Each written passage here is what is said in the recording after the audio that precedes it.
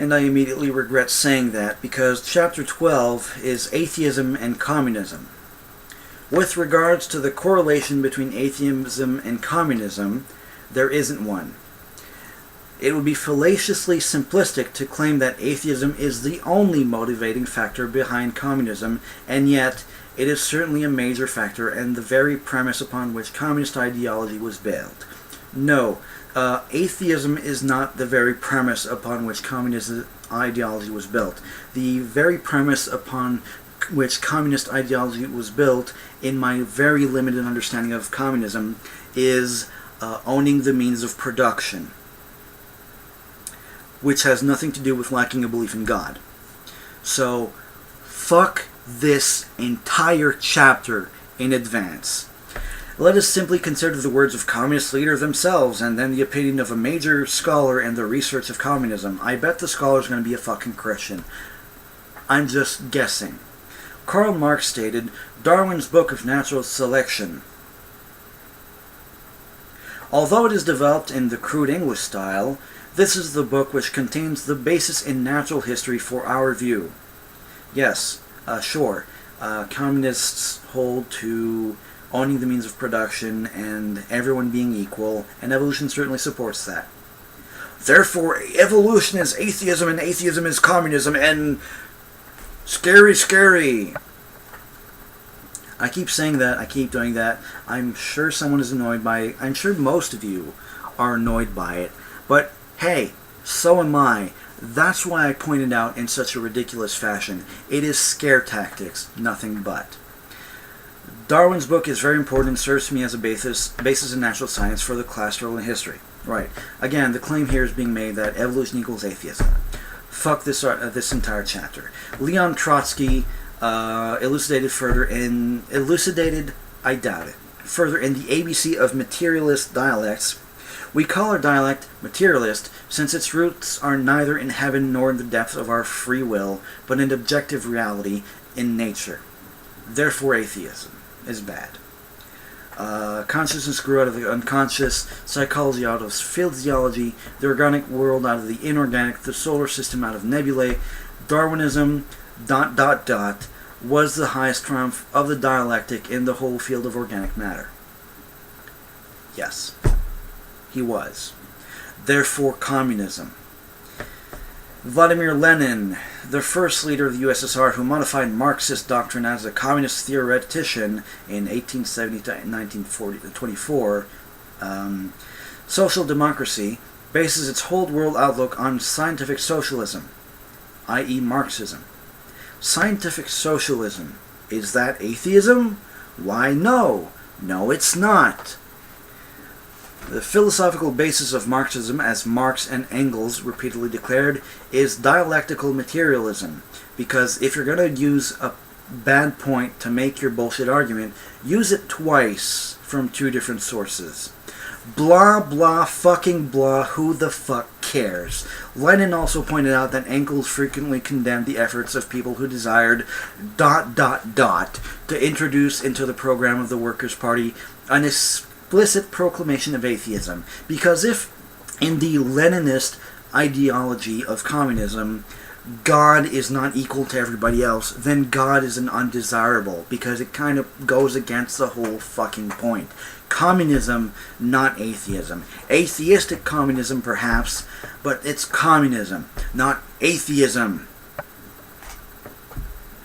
The logical and moral absurdity of claiming that communism is atheism? No. Of charging Leninists with harshness while presupposing absolute materialism was well stated by Lenin himself. When people charge us with harshness, we wonder how they can forget the rudiments of Marxism. Blah, blah, blah. Oh, Mao Zedong now. Fuck you, Lenin again. Fuck Lenin. And this was because we deny all morality taken from superhuman or non-class conceptions. Yes, their entire position in the class-centric communist revolution was that the class is more important, that the workers are what matters, not the people at the top who are corrupt and benefit at the expense of everybody, just like God, who sits at the top and gets everybody to do what he fucking says, or he tortures them. Does that sound significant yet? Joseph Stalin, bullshit. His point was to attempt, as many atheist activists do, to pretend that atheism is perfectly pure and unspotted, while laying blame for Stalin's brutality in the camp of theism.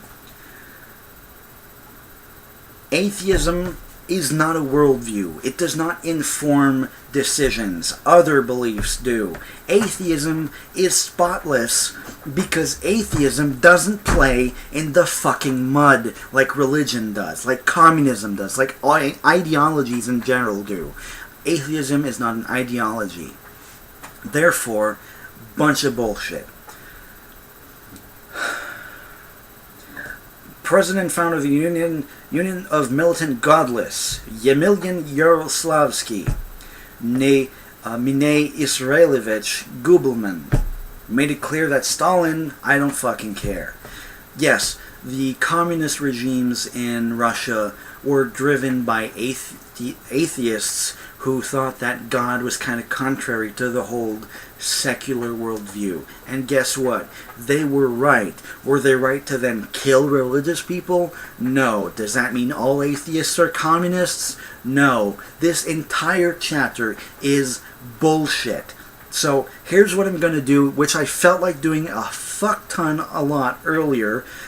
I'm skipping to chapter 13. Fuck that whole atheism and communism correlation bullshit. They are not the same, and communism being bad doesn't mean God exists. So fuck all of that. For more, chapter 12 ends. See Communism and Nazism. This is an article named Atheism. What the fuck does communism and Nazism, especially Nazism, which is not atheistic, have to do with atheism? Fuck you, Mariano, douchebag who wrote this article. 13. G.K. Chesterton's conclusion. Let us conclude our consideration of atheism by noting the witlessness of apologist G.K. Chesterton, who wrote the following about atheism in his book Orthodoxy, in a chapter entitled The Suicide of Thought. You mean religion? But the new rebel is a skeptic, and is a septic. I think it's the old spelling of skeptic, and will not entirely trust anything. He has no loyalty. Correction, a skeptic has loyalty to things that are true, and does not hold loyalty to things that are proven to be false. A skeptic does not hold loyalty regardless of how wrong he may be proven to be. A skeptic holds loyalty only the truth. So to say that there is no loyalty is bullshit, and this witty apologist already has played out his entire hand. Therefore, he can never really be a revolutionist. Really? Skeptics can't be revolutionists? I thought skeptics were evildoers who were trying to radically change the nature of the world and get rid of religion. I guess J.K. Chesterton didn't get the fucking memo. And the fact that he doubts everything really gets in his way when he wants to denounce anything. Actually, no, we can doubt everything. We can doubt even the things that we most hold dear. But once we're done doubting them, we find out, reasons for accepting them, even though we don't accept them automatically the way religious people accept every fucking thing that's thrown in their face. Once we're done evaluating all claims and holding nothing sacred, we can come to some conclusions and therefore denounce things based on those conclusions. For all denunciation implies a moral doctrine of some kind. Yes, it does. As I said, we evaluate reality. We have this basis for ethics that is based on causing no harm to others, and therefore that's our basis for our moral doctrine. a non-God says so view. And the modern revolutionist doubts not only the institution he denounces, but the doctrine by which he denounces it. Yes, and we can do all those things while still holding to a point of view, because questioning things does not automatically mean accepting nothing.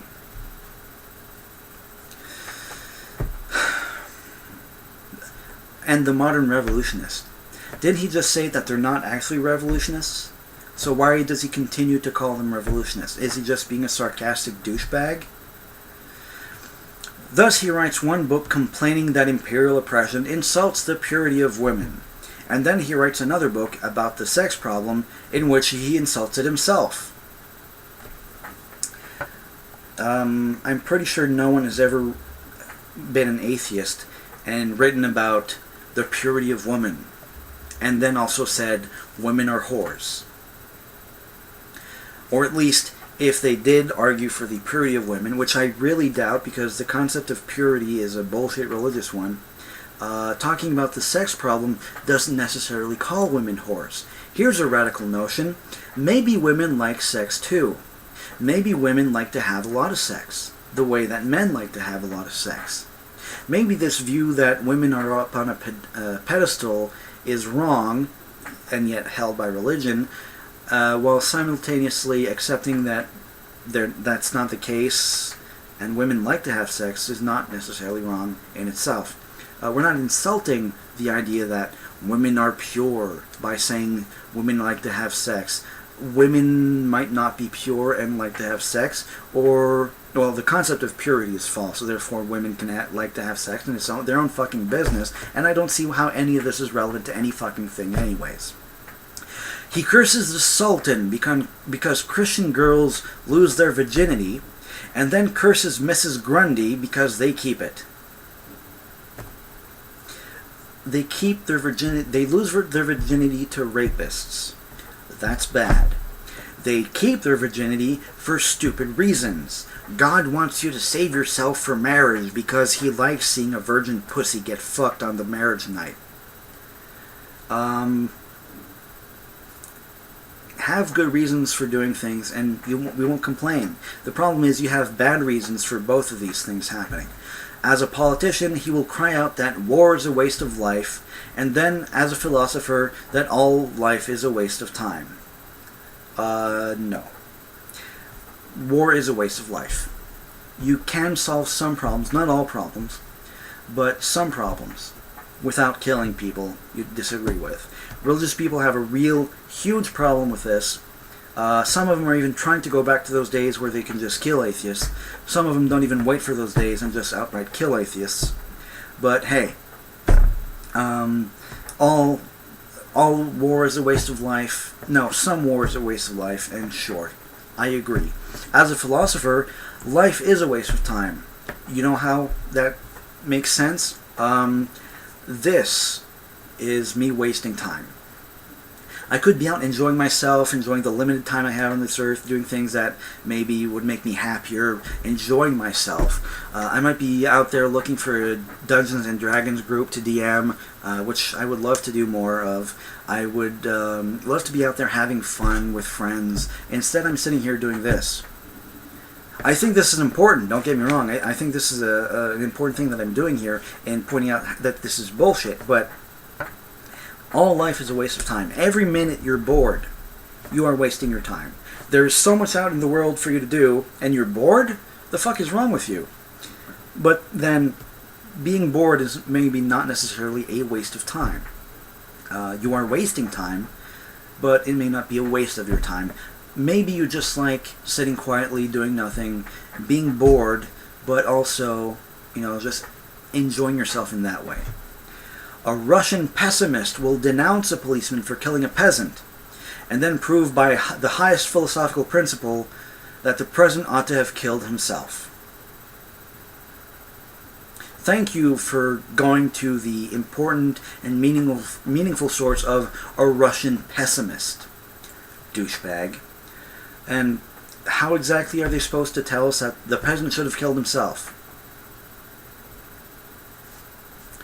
Just make up some bullshit and call yourself witty, and your idiot, sheeple, dumb fuck followers will agree with you.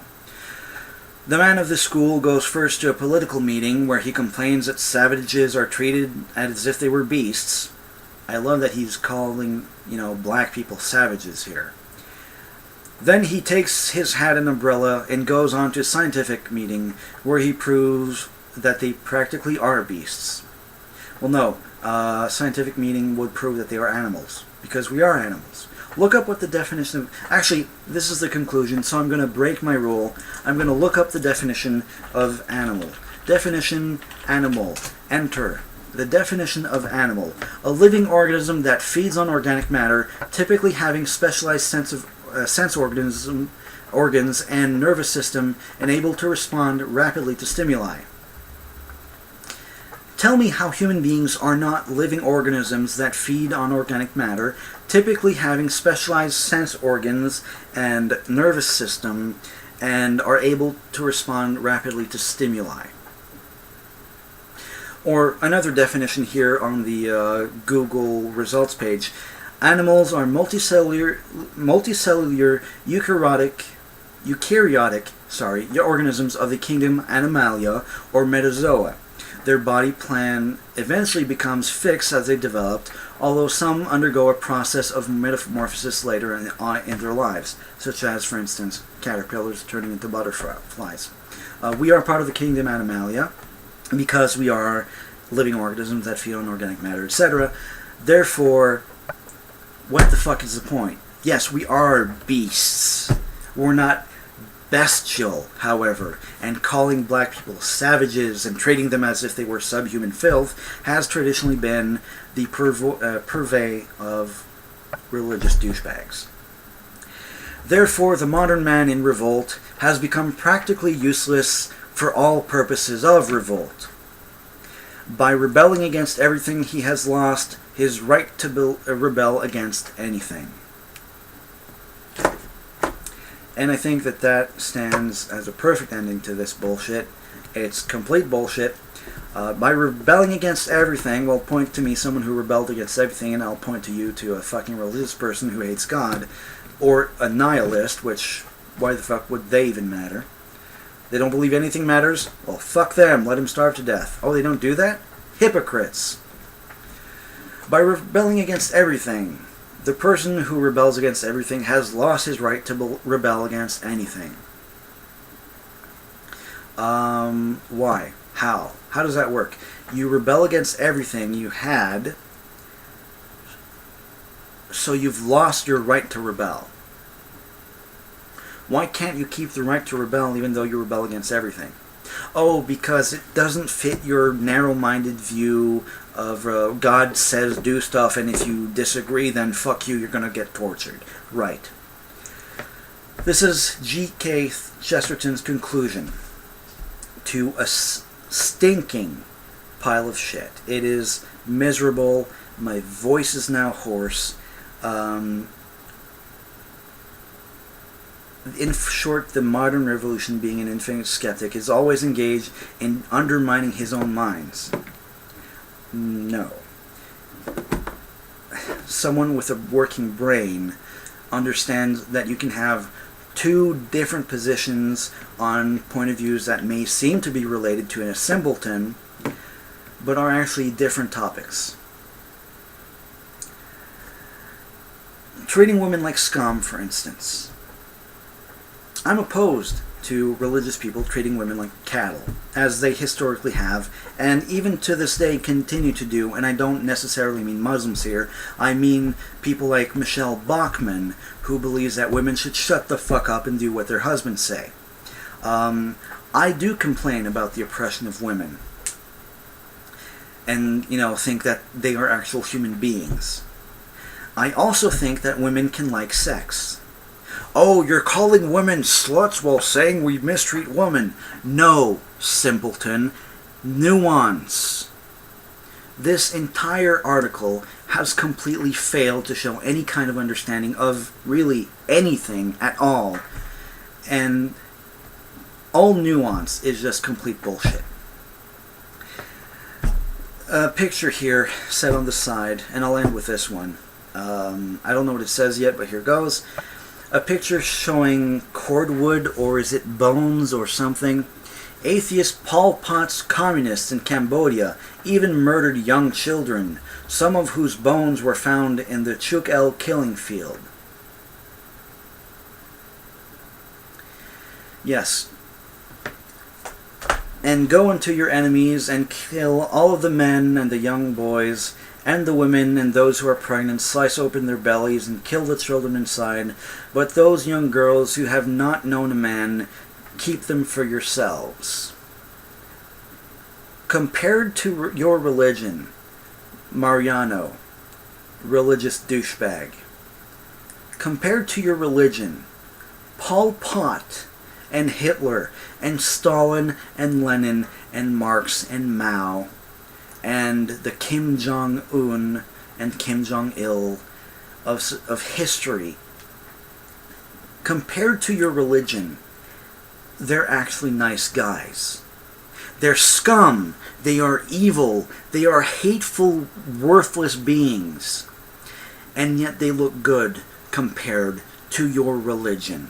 And the number of lies perpetrated in this pathetic example of, well, dishonesty you titled atheism should stand as proof of that conclusion. So with that said, it's finally done. I'm so happy. I'm ending this here. I'm going to recover. I'm going to let my voice rest. I'm going to sleep. It's going to be wonderful. I've been doing this for hours straight. Thank you for watching, I should say. Thank you again for Mortimer for putting that link in the description that I barely noticed. I apologize if I'm stepping on your toes again. I'm sorry I recorded this all in one go if it interferes with your episodal promotion of the thing. I apologize. I thank you for the reference. Your videos are much better than mine. Anyone who's watching right now, go watch his videos. What can I say? If you made it this far, if you suffered with me, if you bore witness to my anger and frustration and the depths to which this lying sack of shit sank to promote his point of view, thank you for putting up with it. Thank you for following along. Thank you for understanding perhaps the pain I've suffered in doing this. I'm sorry I skipped chapter 12, but there was really no value in it, and I do feel bad about that a little bit, but at the same time, my sanity required it. So, with that, on that note, au revoir.